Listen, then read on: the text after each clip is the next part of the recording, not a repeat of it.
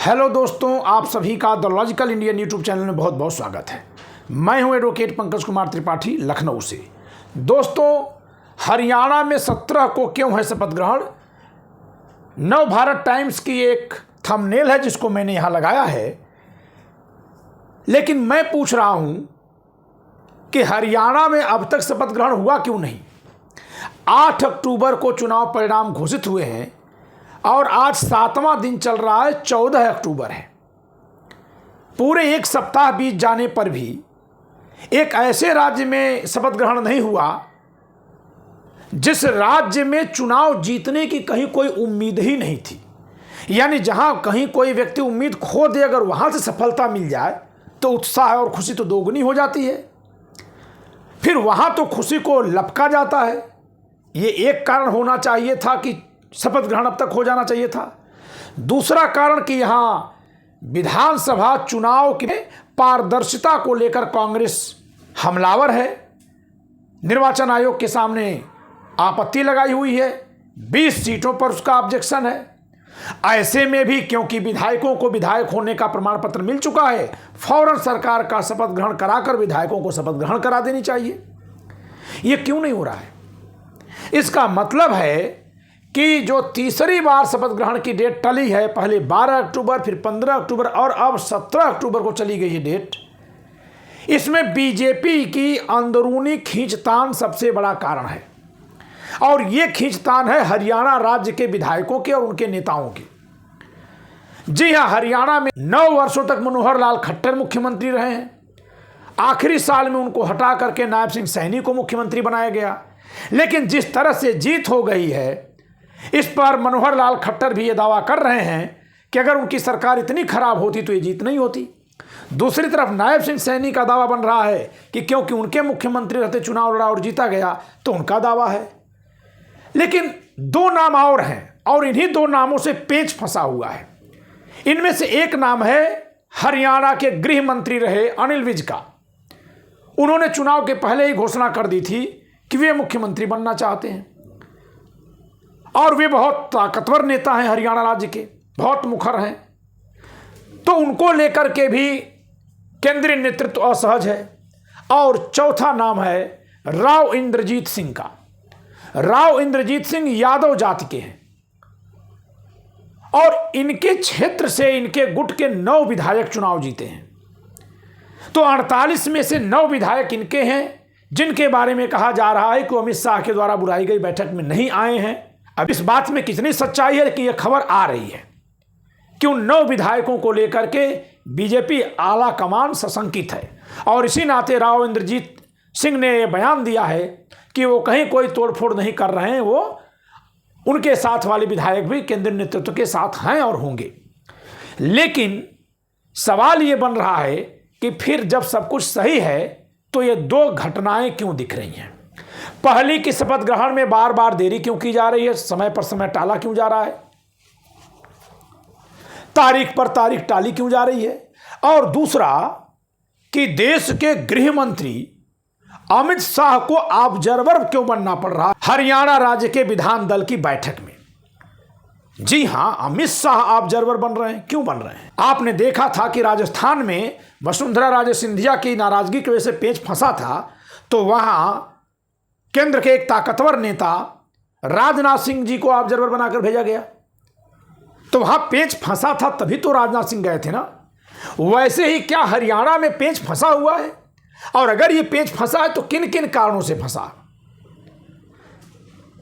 किन किन कारणों से फंसा है? इनमें से सबसे पहला कारण है, सबसे पहला, और ये सबसे आखिरी भी रहेगा, यानी ऊपर भी यही रहेगा, नीचे भी यही रहेगा। शेष कारण हटा भी देंगे तब भी ये दोनों कारण सबसे ताकतवर रहेंगे।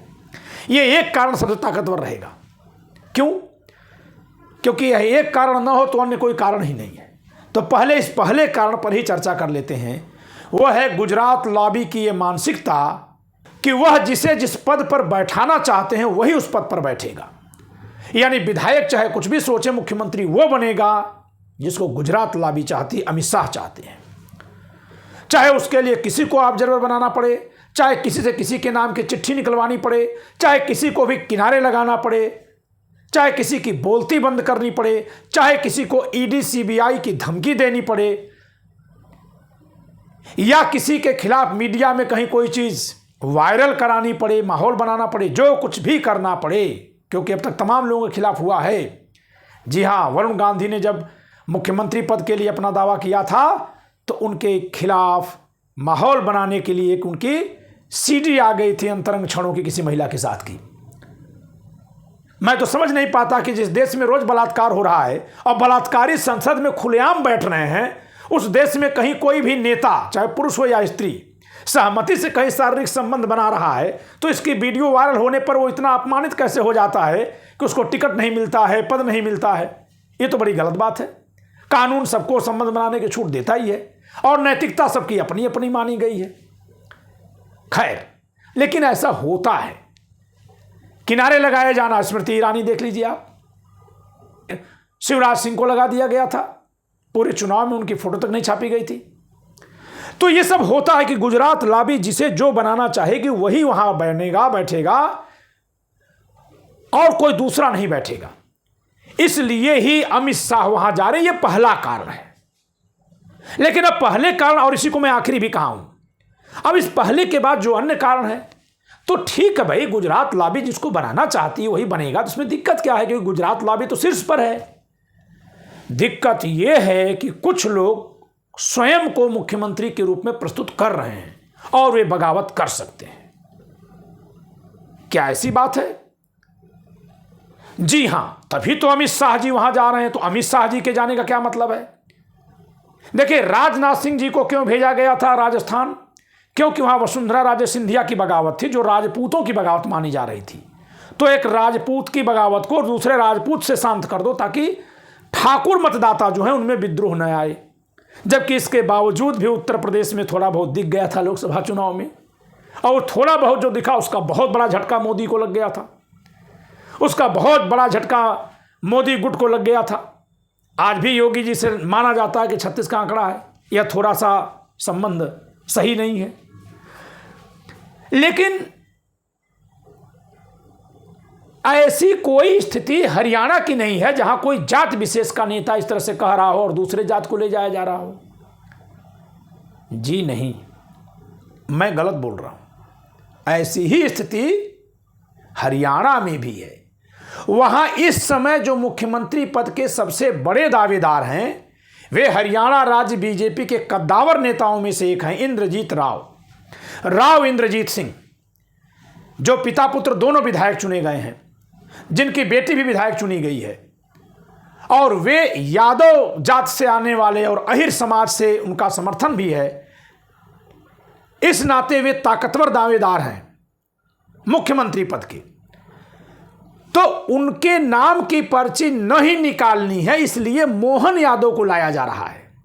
आप देखिए, इस चुनाव में जो 2 ऑब्जर्वर बने हैं उनमें से एक मोहन यादव हैं, जो मध्य प्रदेश के मुख्यमंत्री हैं। ये मोहन यादव को क्यों भेजा जा रहा है हरियाणा? इससे स्पष्ट है कि राव इंद्रजीत सिंह को वहां मुख्यमंत्री बिल्कुल नहीं बनाया जाना है। और शेष फिर जो अन्य प्रमुख नेता हैं उनको भी नहीं बनाना है, क्योंकि अगर उनको बनाना होता या उनमें से किसी एक ऐसे को बनाना है जिन पर सबकी सहमति नहीं होनी है, इसलिए ही वहां गृहमंत्री के रूप में, इसीलिए वहां स्वयं अमित शाह मौजूद होंगे, जो एक गृहमंत्री हैं और जिनके अंडर में सीबीआई और ईडी आती है, जिनको पर्ची भी नहीं निकालनी पड़ेगी। केवल आंख तरेरेंगे तो व्यक्ति समझ जाएगा कि कल से ईडी और सीबीआई हमारे पीछे लग जाएगी। और ये जो इनकी ईडी सीबीआई है और इनका जो पैरोल का पावर है, वो किसी अदालत और संविधान कानून से गवर्न नहीं होता, बल्कि इनकी अपनी इच्छा से गवर्न होता है। आपने देखा होगा कि राम रहीम को चुनाव के ठीक 3 दिन पहले पेरोल पर छोड़ा गया। कोर्ट ने पेरोल पर छोड़ते समय रोक लगाई कि चुनावी प्रचार नहीं करेगा, फिर भी उसने चुनाव प्रचार किया। जी हां, अभी परसों ही तो हम लोग सीता का हरण करने वाले रावण का पुतला दहन किए, खूब ताली बजाए, और रावण जिसका हम पुतला दहन कर रहे हैं उसके ही खिलाफ राम के नाम की प्रवचन करने वाला राम रहीम पेरोल पर छोड़ा गया। और दूसरी तरफ एक हत्यारे और बलात्कारी राम रहीम को सरकार पेरोल पर छोड़ती है, जाओ प्रवचन करो, जनता का धार्मिक उद्धार करो, जनता में धर्म का प्रचार करो, राम की भक्ति का प्रचार करो। क्या विसंगति है। तो अमित शाह की मौजूदगी ही सबको खामोश कर देगी।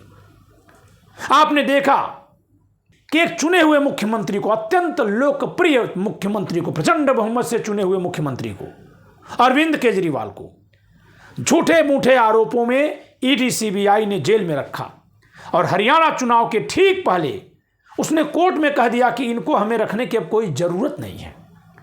अंदर खाने क्या दबाव डाला गया कि केजरीवाल जब छूटे हैं तो हरियाणा की 90 सीटों पर उन्होंने प्रत्याशी खड़ा किया और कई ऐसे सीटें हैं जहां आम आदमी पार्टी के प्रत्याशी को जो वोट मिला है उससे काफी कम वोट से कांग्रेस भाजपा से हार गई है। फिर भी लोकतंत्र है, सबको चुनाव लड़ने का अधिकार है, हमें किसी को वोट कटवा नहीं कह सकता। लड़े सब लोग, क्या करना है, लेकिन जीत कौन रहा है ये देखना जरूरी है। तो ऐसे में दोस्तों हरियाणा भाजपा में सब कुछ नॉर्मल तो नहीं है और कहीं भी भाजपा में नॉर्मल नहीं है, क्योंकि हर जगह ये गुजराती मॉडल वाला ढक्कन लगाया जा रहा है जिसके ऊपर जो ताकत है उसको दबाने की वो ईडी और सीबीआई है, मीडिया है, पूंजीपति का पैसा है, ये उसके ऊपर की ताकत है। और ये चाहे कुछ भी कर ले इससे कोई व्यक्ति, लेकिन ये समाज, संविधान और देश के लिए शुभ नहीं होता और इस नाते इसकी उम्र बहुत लंबी नहीं होती। ये बहुत ही जल्दी गुब्बार फूटेगा और सारा कचरा सामने आ जाएगा। अभी हम लोग कचरा झेल रहे हैं, तब ये सारा कचरा जब बिखर जाएगा तो साफ करने में भी ऊर्जा लगानी पड़ेगी। तो इस वीडियो में इतना ही। दोस्तों, भारत के संविधान पर लिखी मेरी इस पुस्तक को अपने घर में आप अवश्य रखिए।